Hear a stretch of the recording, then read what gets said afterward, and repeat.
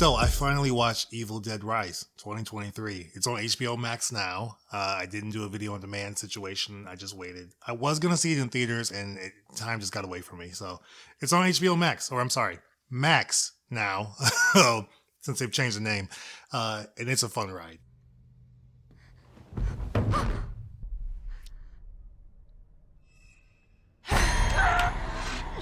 Who's the brainless meat now? This movie is bloody. If you're not into demonic horror, if you're not into very grotesque murdering and killing and just all kinds of crazy stuff, this is not the movie for you. If you're into that stuff, like moi, then you'll enjoy this movie. I had a lot of fun with it. I struggle with these types of movies though, because I like movies that still have somewhat of an end game, like a winning moment, like somewhere where you're like, oh, things will get better at some point. I do like that when it can happen. I like the twists when it can't. But this movie, at no point do you have an inkling of feeling like things are going to get back to normal for this family or any type of sense of normalcy, I guess. So it's a really messed up situation, as most Evil Dead movies are. I remember watching the first one, the 1981 version, a couple of times. I watched it recently, but maybe like 2020, I think, is the most recent time I watched it, just because I forgot a lot of what happened in the movie. I have not watched Evil Dead 2 or Army of Darkness. Sorry, yes, I know. You're being bad. I still need to watch those, but I've watched the, 2013 version, and I've watched now this new one, which if you haven't watched any, you can still watch Evil Dead Rise at any point. There's nothing about the movie where you had to watch the previous films to really know what's going on. I think it helps so you just kind of know what you're in for. But story-wise, you're not missing anything if you haven't watched those other movies. The movie stars Alyssa Sutherland as Ellie, Morgan Davies as Danny, Lily Sullivan as Beth, Gabrielle Eccles as Bridget, and newcomer Nell Fisher as Cassie. The story goes a reunion between two estranged sisters gets cut short by the rise of flesh-possessing demons, thrusting them into a primal battle for survival as they face the most nightmarish version of family imaginable. Now that I've watched the movie and I'm reading the synopsis again, that is 100% true. There's it's a very nightmarish moment when it comes to like family to a degree, and it's pretty grotesque. And again, I loved every minute of it because I love horror. I do love demonic type horror. I like monster type horror, all that kind of stuff. But when it's something where it's like you have no control, there's nothing you can do, and kids are also at risk of falling prey to these things, I don't know, it's more realistic for me. When it's just adults and it's just happening to adults, it's not as scary. But this one was messed up because the mother is the first to get possessed. You don't look so good, Mom. Nothing a big old kiss from you won't fix.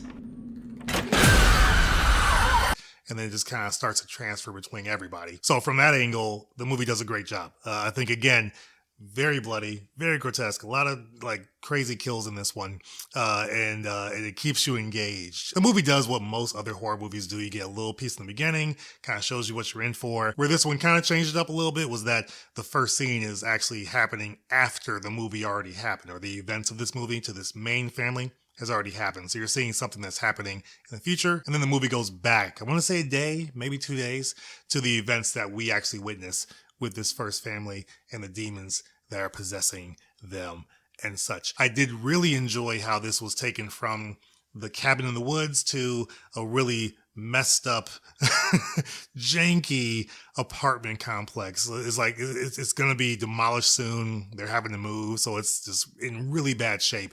And a lot of the things that you see from even the first Evil Dead or the 2013 version, there's a lot of tropes from that one that make its way into this one. Mainly like the vines that grab onto people and kind of stretch them out and all that kind of jazz. That happens in this one, but it's different. It's a little bit different because it's a different setting, which I thought was really great. Also, some of the backstory on this book, like this book, was it the Book of the Damned? It was just this flesh, this book made out of flesh and skin. The background on that was great. The voiceovers on that was great. It felt eerie listening to it. They're listening to it on these vinyls and playing them and listening to the backstory on how this was made and just the research that was going into it. So that part I loved.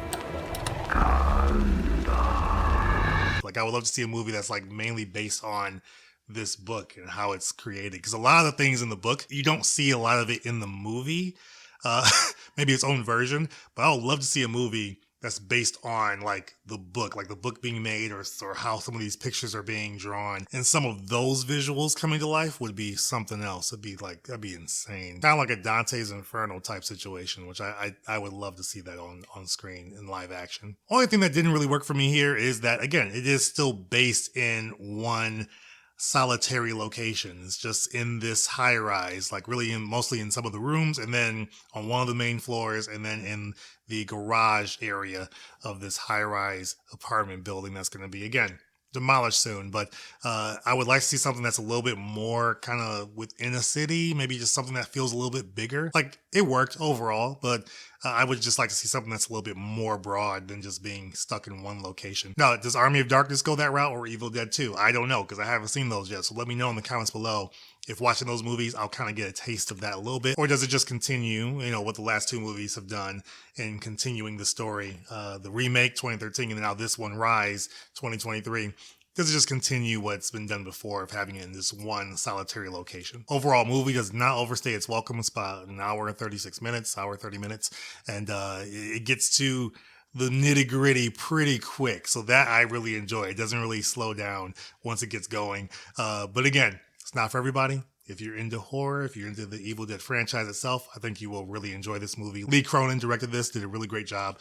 I'm hoping they continue this, but I'm hoping that it kind of builds on the story, does a little bit more than just having it all in one location as these movies continue to do. But again, if Evil Dead 2 and Army of Darkness are different from that, I will check those out and let you know what I think on those as well. Mom? Mommy's with the maggots now. Again, hopefully you guys are enjoying this series I finally watched. I will check out some more movies, let you know my thoughts on them as I continue. Check out my most recent review on Bullet Train, which I just did about a day or two ago. Check that out. Let me know your thoughts on that. I look forward to your comments on this movie, as always, down below. Check out the other videos I got here for you guys. And as always, I will see you guys on the next one. Take care.